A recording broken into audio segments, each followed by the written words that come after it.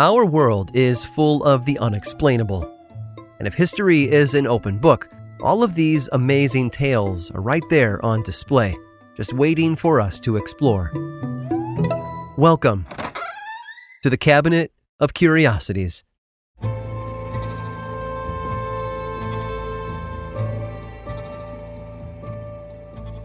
Everyone wants to make their mark on the world, to leave something behind for others to remember them by.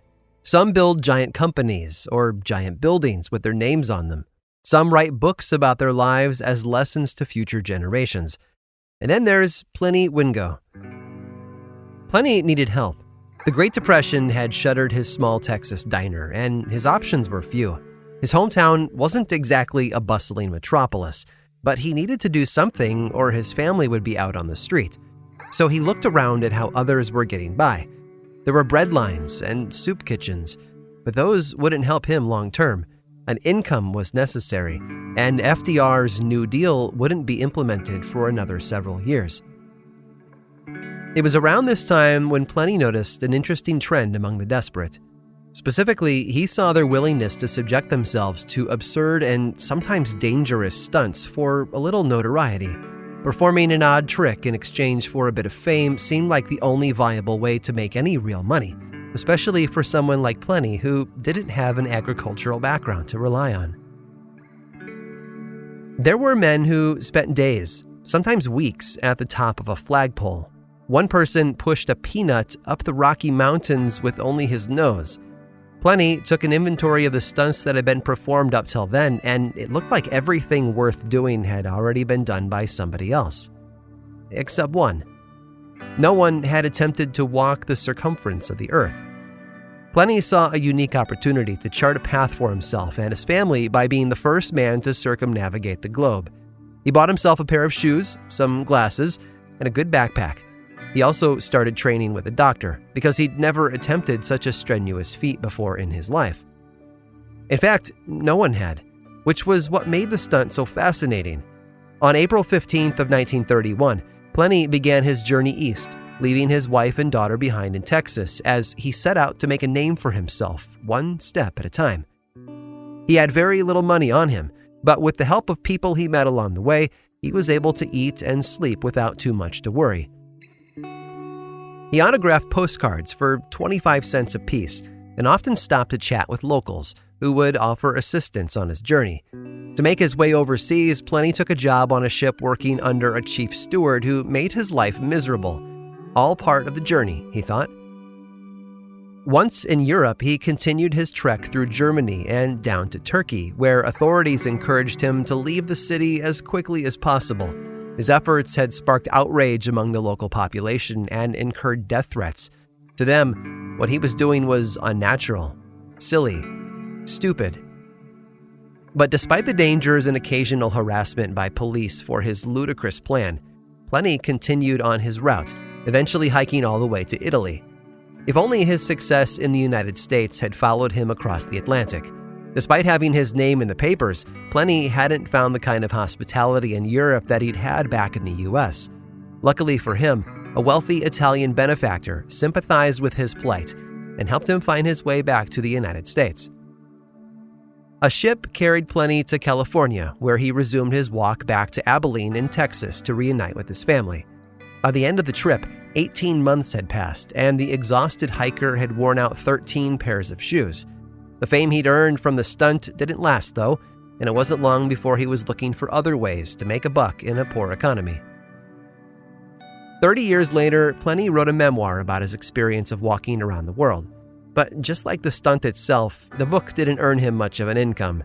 This might not seem surprising, as a dozen more pedestrians had managed to walk or run around the world since his first step.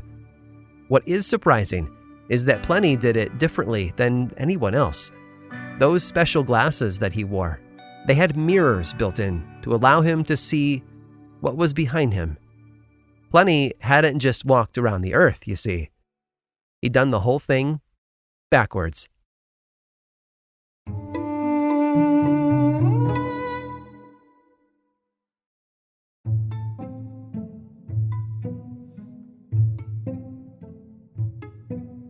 English historian John Dalberg Acton is known for his oft-quoted saying, "Power tends to corrupt, and absolute power corrupts absolutely." Many who have sat at the top have abused that position, but it isn't always just about power, because power tends to come with money, and money comes with its own kind of burden. It can make a person greedier. It can alienate them from their friends and family. And one man, John Bentinck, put his wealth and status that came with it between himself and the rest of the world. Bentinck was born in London in 1824 to Henrietta and William Bentinck. William was the fourth Duke of Portland and a pillar of the Bentinck political dynasty. His son John had no interest in politics, but the young Bentinck was eventually forced to take over as Marquis of Titchfield after his older brother's death from a brain abscess. Unfortunately, the elder Bentinck wasn't the only family member with medical problems.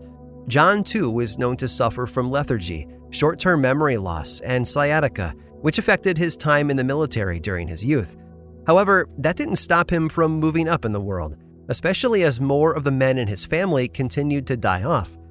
After his father passed away in 1854, John became the fifth Duke of Portland, a title that also granted him a seat in the House of Lords. He didn't really want it, though. His interest in politics was one of necessity, not passion.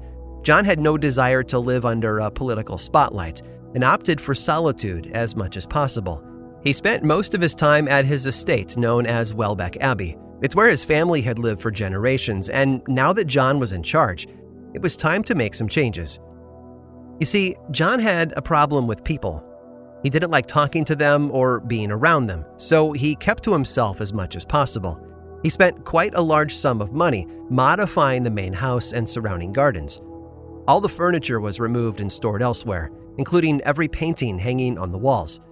Then he commissioned the hundreds of oak trees his father had planted on the property to be used in constructing a sophisticated array of tunnels and rooms underground. It was estimated that roughly 15 miles of tunnels were built that led to dozens of chambers all over the property.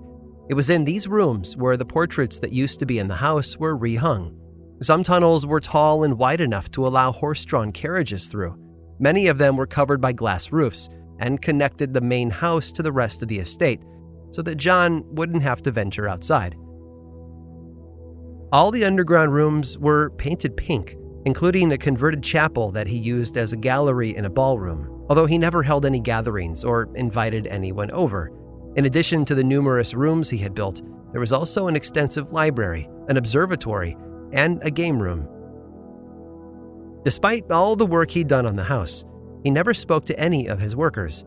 They'd also been instructed not to speak to him either. He gave them their orders via notes on paper, and anyone who lived on the property was told to ignore him if he should walk past them. Even the Duke's own doctor wasn't allowed to examine him in person. He kept his daily outdoor walks limited to the nighttime hours after all the workers had left or gone to bed. If he was required to go out during the day, he covered himself with 2 overcoats, a large hat, and a high-collared shirt that obscured most of his face. For extra protection, he hid behind a large umbrella. Travel to his other home in London required extensive planning and negotiation as well. He'd take his carriage to a nearby town and have it shipped by train to the other residents. The staff there were then instructed to hide until the Duke had hurried from the front door to his study, where he spent most of his time. It was where he ate all of his meals, which were wheeled in on tracks under the house. John Bentinck's money had afforded him the kind of isolation few people would ever know. In fact, his desire for underground solitude earned him quite a literary legacy.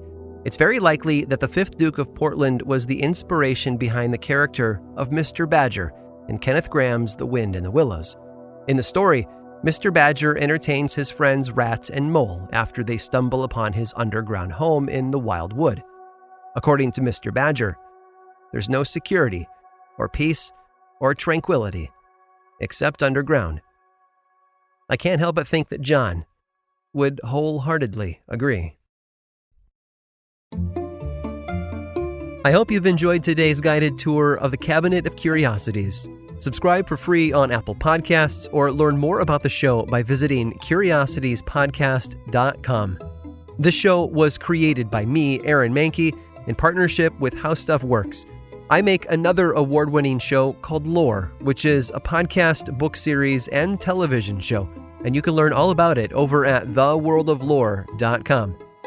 And until next time, stay curious.